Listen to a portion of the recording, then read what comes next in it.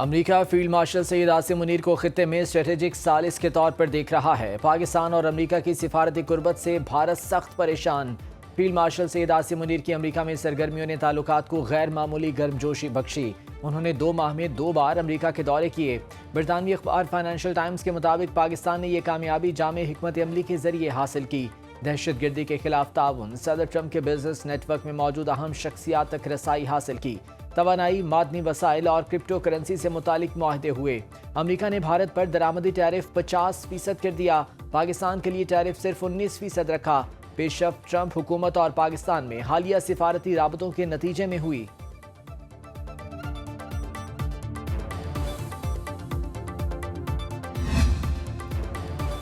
امریکہ نے کالعدم BLA اور مجید brigade کو عالمی دہشت گرد گروپ قرار دے دیا۔ خصوصی عالمی دہشت گرد فہرست میں شامل۔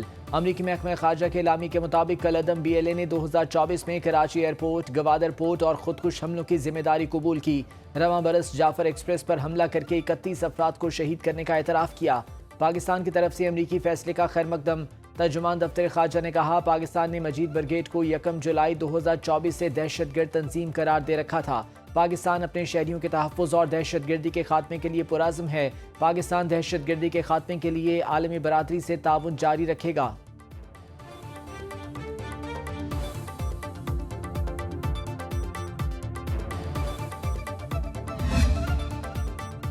امریکہ کا BLA اور مجید برگیڈ کو دہشت گرد تنظیمیں قرار دینا فیلڈ مارشل عاصم منیر کی کوششوں کا مظہر۔ دورہ امریکہ میں پاکستان کے موقف کو بھرپور انداز میں پیش کیا۔ سیکیورٹی ذرائع کے مطابق فیلڈ مارشل کی کامیاب ڈپلومیسی کے نتیجے میں بھارتی سپانسرڈ دہشت گرد تنظیمیں ایکسپوز ہو گئیں۔ بھارت کا دہشت گردانہ چہرہ پھر بے نقاب ہوا۔ نریندر مودی اور اجیت دوول سمیت بھارتی رہنماؤں کے اعترافی بیانات نے بلوچستان میں بھارتی مداخلت کے شبہات کو تقویت دی۔ کلبھوشن یادو کی گرفتاری بھارتی ریاستی سرپرستی میں دہشت گردی کا واضح ثبوت۔ بھارت کے دہشت گردانہ عزائم نہ صرف خطے بلکہ عالمی امن کے لیے بھی خطرہ ہیں۔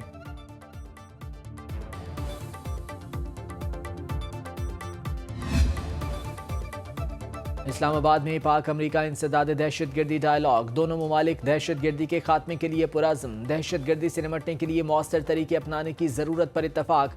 اعلامیے کے مطابق دونوں ملکوں نے BLA، داعش، خراسان اور TTP پاکستان جیسی تنظیموں سے مل کر نمٹنے کی اہمیت کو اجاگر کیا۔ جدید ٹیکنالوجی کے استعمال سے دہشت گردی سے نمٹنے کے لیے مؤثر طریقہ کار اپنانے پر زور۔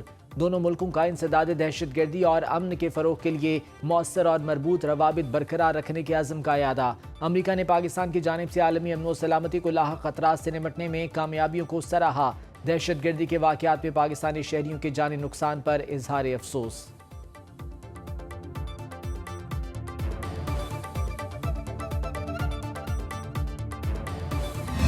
بھارت پانی کی ایک بوند بھی نہیں چھین سکتا۔ پاکستان کا پانی بند کیا تو عبرتناک سبق سکھائیں گے۔ دوبارہ کوئی حرکت کی تو ایسا جواب ملے گا کہ بھارت کانوں کو ہاتھ لگائے گا۔ وزیر اعظم شہباز شریف کا نوجوانوں کے عالمی دن کے موقع پر تقریب سے خطاب۔ کہا، پاک افواج نے 4 روزہ جنگ میں بھارت کو ہر شعبے میں شکست دی۔ 4 رافیل سمیت بھارت کے 6 جنگی جہاز گرائے۔ 10 مئی کے بعد نیا پاکستان وجود میں آ چکا جس نے بھارت کا عسکری غرور غرق کیا۔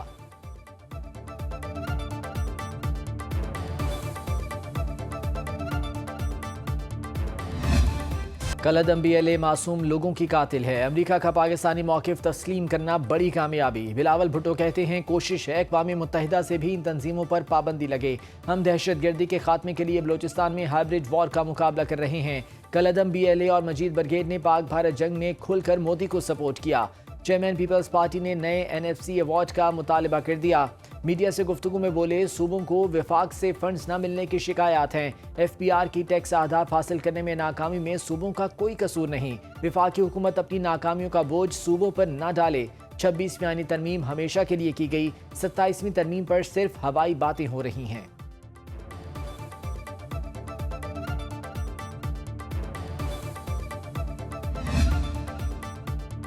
بانی سے جیل میں ملاقات نہ ہونے پر PTI ناراض۔ قومی اسمبلی اجلاس کے دوران احتجاج کارروائی کا بائیکاٹ، واک آؤٹ بھی کیا۔ عامی ڈوگر کا ایوان کی کمیٹی بنانے، سپرنٹینڈنٹ اڈیالہ جیل کو طلب کرنے، وضاحت مانگنے کا مطالبہ۔ میڈیا سے گفتگو کرتے ہوئے اسد کیسر نے کہا، جیل مینول کے تحت ملاقات ہمارا استحقاق ہے۔ اگر بانی سے ان کی بہنوں اور ارکان کی ملاقات نہ کرائی گئی تو ہم کل پھر بائیکاٹ کریں گے۔ اسمبلی کا اجلاس باہر ہوگا۔ اسپیکر ایاز صادق نے اپوزیشن کو حکومت سے مذاکرات کی پیشکش کر دی۔ سینٹ اجلاس میں خطاب کرتے ہوئے وزیر قانون اعظم نذیر تارڑ نے کہا کسی بھی مجرم کی سزا احتجاج سے ختم نہیں ہو سکتی۔ 9 مئی کو پرتشدد واقعات ہوئے۔ پی ٹی آئی کے علی ظفر نے کہا سزاؤں کی جو بارش آج ہم پر ہو رہی ہے کل آپ پر بھی ہو سکتی ہے۔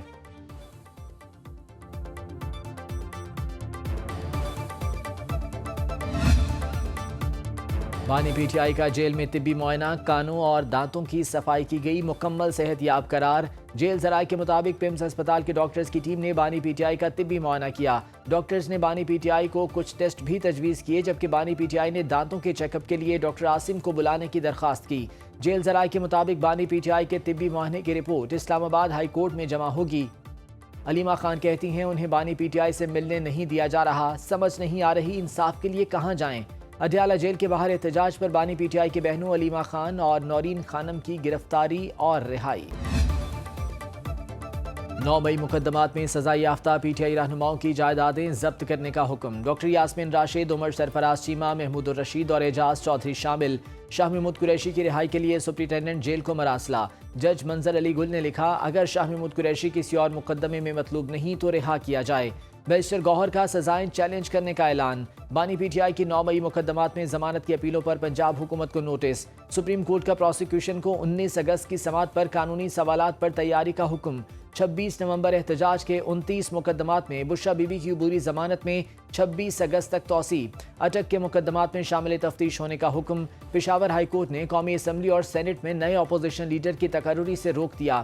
آئندہ سماعت 15 اگست کو ہوگی۔ بیرسٹر گوہر نے کہا الیکشن کمیشن خود سے آرٹیکل 63 کا استعمال کر کے کسی کو نااہل نہیں کر سکتا۔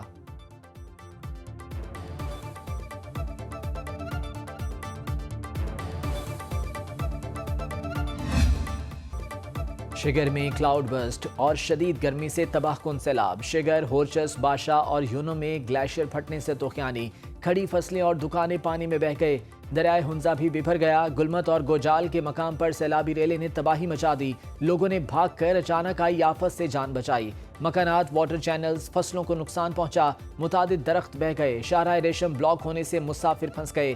ظفروال کے مقام پر نالا ڈیک میں سیلاب سے ہنجلی پل ٹوٹ گیا۔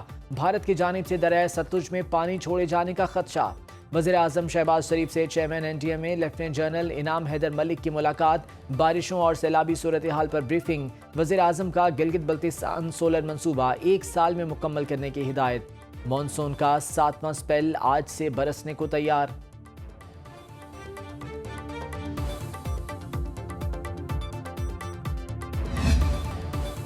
Chief justice of Pakistan Yahya Afridi سے وفاقی وزیر خزانہ محمد اورنگزیب کی ملاقات۔ عدالتی اصلاحات خصوصاً ٹیکس تنازعات کے متبادل حل کے نظام پر تبادلہ خیال۔ اعلامیے کے مطابق چیف جسٹس نے حکومتی تعاون کی اہمیت کو اجاگر کیا۔ وزیر خزانہ نے عدالتی اصلاحات کو سراہا، وسائل کی بروقت فراہمی کی یقین دہانی کرائی۔ سینٹ اجلاس میں اظہار خیال کرتے ہوئے وزیر خزانہ نے کہا ایف پی آر کا 50% ریونیو ریاستی ملکیتی اداروں پر ضائع ہو رہا ہے۔ منافع بخش حکومتی ملکیتی اداروں کو پرائیویٹ سیکٹر کو دینا اچھا اقدام ہوگا۔ معیشت کی بہتری کے لیے نجی شعبے کے تعاون کو بڑھانا ہوگا۔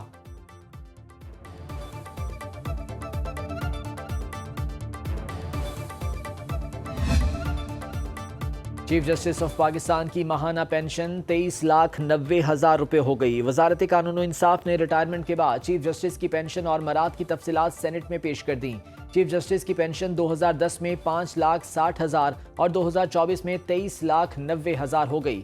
2023 میں چیف جسٹس کی پینشن 16,57,000 روپے تھی، جس میں اگلے مالی سال اضافہ ہوا۔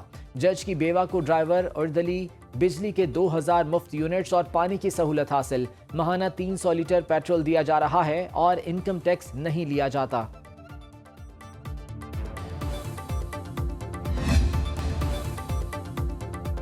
پانچ ممالک پاکستان کے کروڑوں ڈالرز کے ڈیفالٹر نکلے۔ سری لنکا، بنگلہ دیش، عراق، سوڈان اور گینی بساؤ شامل۔ آڈٹ حکام کے مطابق 40 سال گزرنے کے باوجود حکومت پاکستان ان 5 ممالک سے 30 کروڑ 45 لاکھ ڈالرز واپس لینے میں ناکام۔ پاکستانی کرنسی میں قرض کی یہ رقم 86 ارب روپے سے زائد بنتی ہے۔ عراق کے ذمے سب سے زیادہ 23 کروڑ 13 لاکھ ڈالرز واجب الادا، سوڈان سے 4 کروڑ 66 لاکھ ڈالرز، بنگلہ دیش سے 2 کروڑ 14 لاکھ ڈالرز، گینی بساؤ سے 36 لاکھ 53 لاکھ ڈالرز وصول کرنے ہیں۔ آٹے کی قیمتوں میں ملی بھگت سے اضافے کے کیس کا فیصلہ، پاکستان فلار ملز ایسوسی ایشن کو 3.5 کروڑ روپے جرمانہ کر دیا گیا۔ کمپٹیشن کمیشن کا فیصلہ برقرار، ایپلٹ ٹریبونل نے فلار ملز ایسوسی ایشن کو جرمانہ قومی خزانے میں جمع کرانے کا حکم دیا۔ چیئرمین کمپٹیشن کمیشن نے کہا کہ بزنس ایسوسی ایشنز کے پلیٹ فارمز کا قیمتوں کو فکس کرنے کے لیے استعمال غیر قانونی ہے۔ بزنس ایسوسی ایشنز قیمتیں فکس کرنے سے باز رہیں۔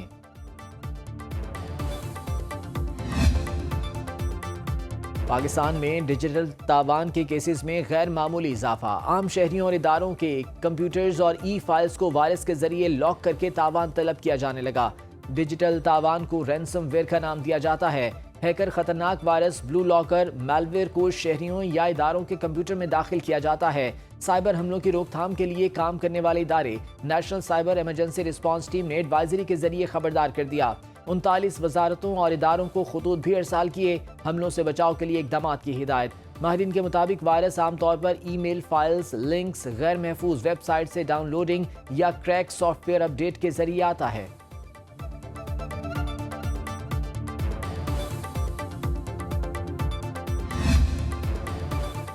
مالی سال کے پہلے ماہ گاڑیوں کی فروخت میں 49% کمی ریکارڈ، ایک ماہ میں 800 سی سی کی صرف 2500 کاریں فروخت ہو سکیں، 1000 سی سی کی 264 اور 1300 سی سی کی 4300 گاڑیاں فروخت ہوئیں۔ حکومت نے چھوٹی کاروں پر سیلز ٹیکس 5.5% بڑھا دیا، 3% الیکٹرک وہیکلز لیوی بھی عائد کی، جس سے خریداروں پر منفی اثرات مرتب ہوئے۔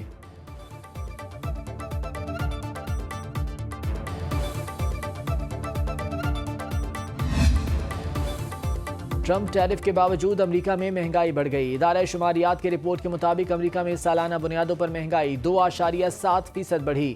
نان انرجی، نان فوڈ مہنگائی میں 0.3% اضافہ ہوا۔ ادارہ شماریات نے شرح سود میں کمی کا امکان ظاہر کر دیا۔ شرح سود کم نہ کرنے پر امریکی صدر ٹرمپ اور فیڈرل ریزرو کے چیئرمین جیروم پاول میں ٹھن گئی۔ ٹرمپ کی قانونی کارروائی کی دھمکی۔